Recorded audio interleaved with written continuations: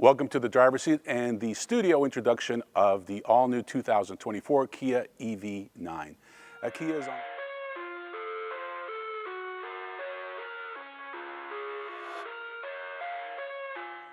Kia is on a roll, and two of their most successful products are the Telluride SUV and the EV6 all-electric crossover.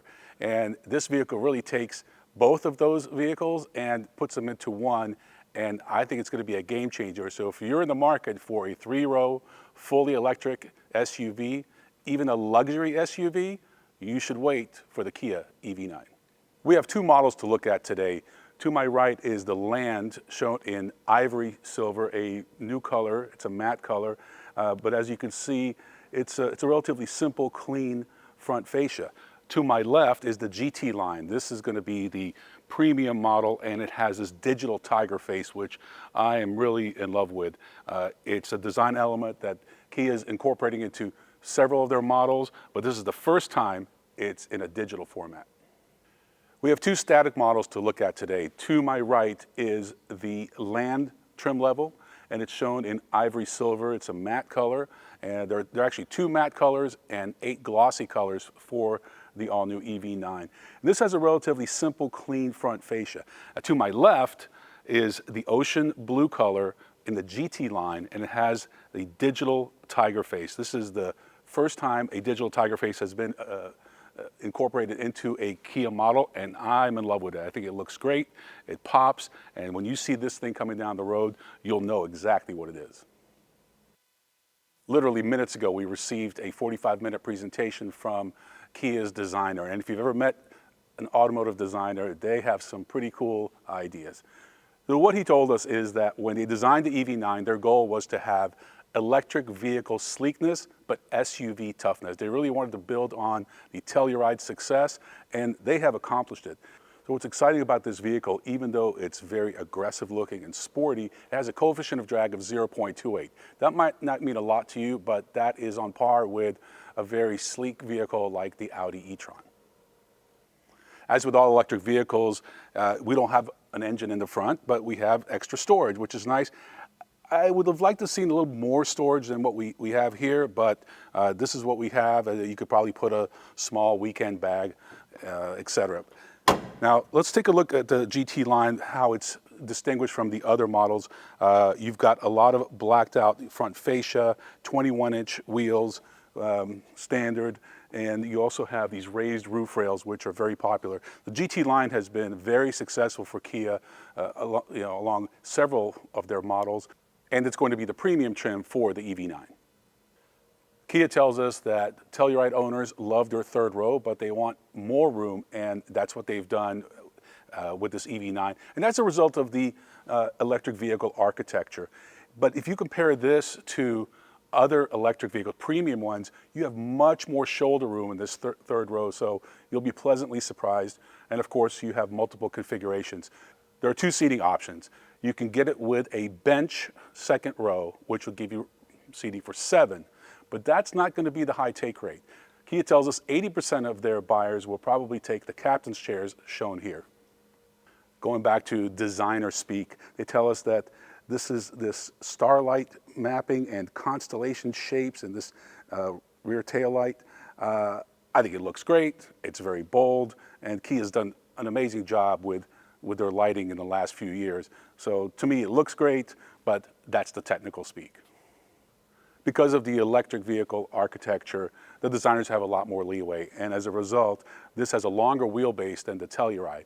And between that and a lot of improvements to the suspension, we expect this to have a much better ride than the Telluride, and the Telluride had a great ride to begin with. So that's why they believe that this is going to be a great competitor to luxury vehicles like the Cadillac Lyriq and BMW iX.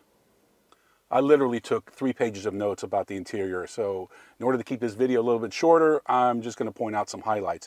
You have a column shifter, and that is new for Kia, but it's also to increase space. We'll talk about the center console for a minute. You have this push button start that's integrated into the shift-by-wire shifter. With the Telluride, you have a manual telescopic and tilt steering wheel, but with the EV9, it's powered. This is something that Telluride owners wanted, and Kia felt they needed to put that into the EV9 to give it that premium feel.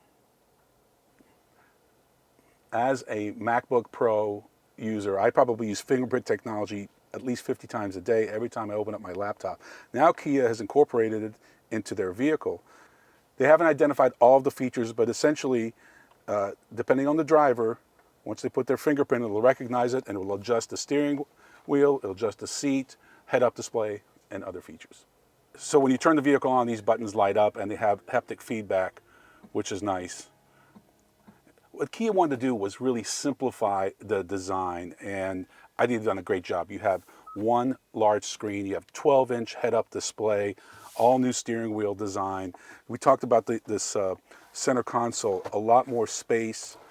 Right here you can put a small backpack, and in the back there's actually a sliding drawer for storage, or that can be used for a table, but that's only available with the captain's chairs options. These headrests, these are mesh headrests, and this is just one of many innovations that Kia has incorporated into the all-new EV9. A lot of kind of eco-friendly materials. So you may not get that new car smell, but it's actually much healthier for you.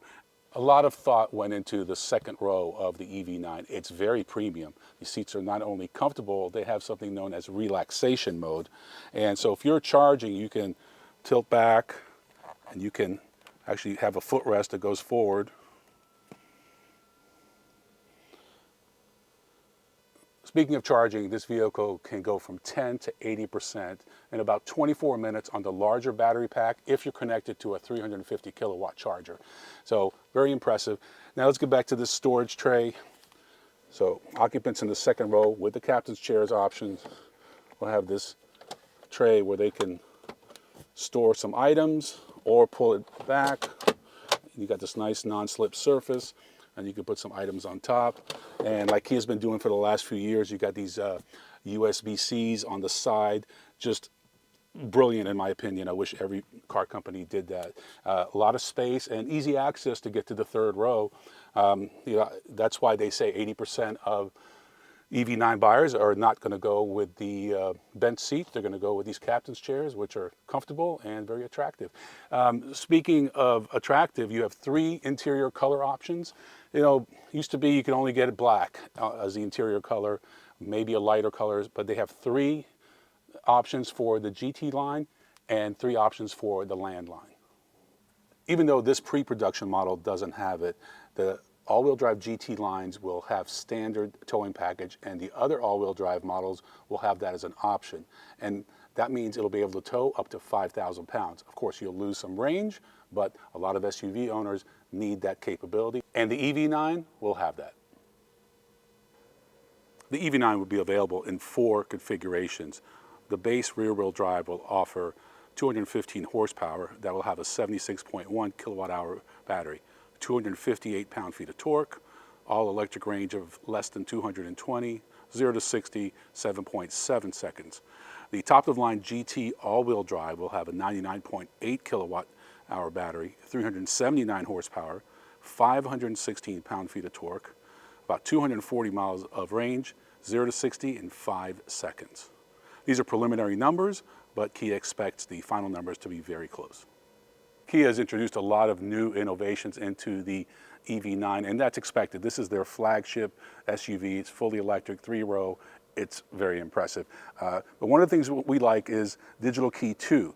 So when we saw Digital Key 1 the first time about 3-4 years ago, it was impressive, but it only worked with Android. Now they've integrated a lot of new features, but they've also developed an integration with Apple, and that's exciting for me as an iPhone user. So let's kind of wrap this up. We don't have pricing, but we can kind of expect it to be probably between 56, 57,000 base model to maybe mid-70s for the top trim level.